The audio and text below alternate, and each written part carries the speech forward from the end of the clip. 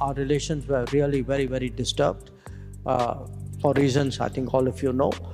We have made some progress in what we call disengagement. There are very large number of Chinese troops deployed along the line of actual control who were not there before 2020. Yes, we have made some progress. Our relations were really very, very disturbed for reasons I think all of you know.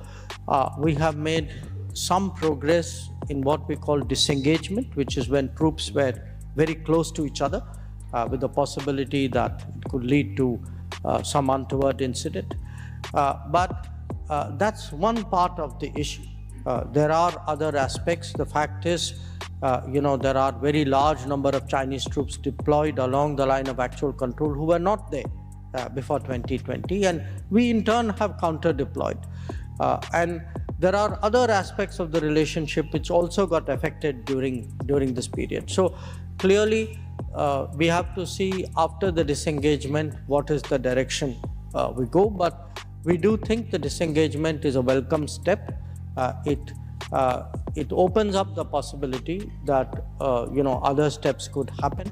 The expectation after Prime Minister Modi met President Xi was that both the National Security Advisor and myself, we would meet our counterpart. So that's really where things are. What does it mean for the Quad? Look, the Quad, I would say, has a bigger purpose. Think of the Quad. You have 4 democracies, 4 market economies, 4 countries with a strong record of global contributions, all of whom, by the way, happen to be maritime nations, who have found a kind of a common agenda on which to work. Not a security agenda. The Quad does many things, from connectivity and climate forecasting to fellowships to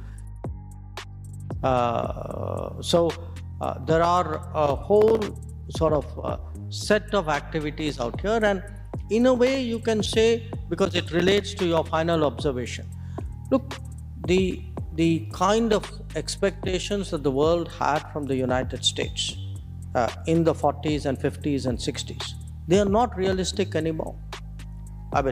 In the United States, irrespective of what happens in the election, the fact is the United States will, its own global contributions, relatively speaking, are going to be less. Now, there will be a deficit. So we have to ask ourselves, do we leave the deficit unaddressed? Is it addressed by somebody with a very different vision of the global order? Or do those who have a sort of a common interest and a common vision actually come together? So the Quad is really option 3, which is 4 countries who feel on many basic issues that they have a common viewpoint working together. And but there is, no question that, just the numbers tell you, if you look at, what were the top 10 economies of the world 50 years ago, 30 years ago, 20 years ago, you can see there's a shift from the West. And I think Australian foreign policy has also made those adjustments.